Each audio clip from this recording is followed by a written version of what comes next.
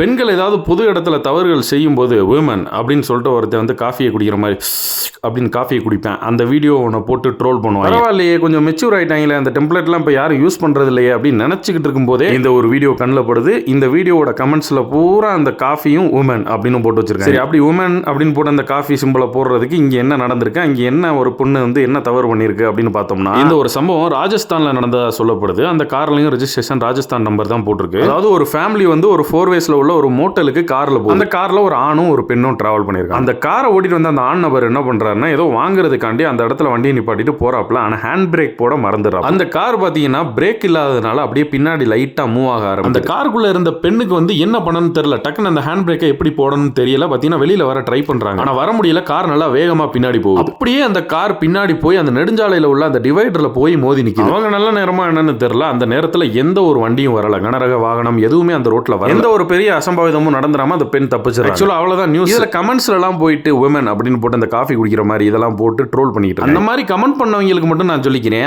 ஆணோ பெண்ணோ அதெல்லாம் முக்கியம் இல்ல. காரை பத்தி முழுசா தெரியலனா ஹேண்ட் பிரேக் போடுறதுக்கு நிறைய பேருக்கு தெரியாது. அப்படி நீ வந்து உமன் சொல்லி காஃபி குடிக்கிறப்ப மென்னு சொல்லி தான் காஃபி குடிச்சிருக்கணும். ஏன்னா அந்த காரை நிப்பாட்டிட்டு போனது ஒரு அவருக்கு தெரியாதா, ஒரு இடத்துல வண்டியை பார்க் பண்றோம்னா டக்குன்னு ஹேண்ட் பிரேக்கை போடணும்னா, இன் கேஸ் அந்த பெண் அந்த கார்ல இல்லைனாலும் இங்க பெரிய ஒரு அசம்பாவிதம் நடந்துருச்சுன்னா யார் பொறுப்பாகும்? மென் அப்படின்னு காஃபியை குடிப்பியா? நான் சொல்றது புரியலையா? இன் கேஸ் அந்த லேடி வந்து அந்த காருக்குள்ள இல்ல, ஹேண்ட் பிரேக் போடாத கார் அது வாடகை பின்னாடி போயிட்டு இருந்திருக்கு. அந்த 4 waysல இன்னொரு பெரிய வண்டியோ ஏதோ ஒரு வண்டி வந்திருக்கு. ஒரு ஃபேமிலி கூட ஒரு கார்ல வந்திருக்கு. மோதி ஒரு பெரிய அசம்பாவிதம் நடந்துருச்சு. யாரு காரணம்?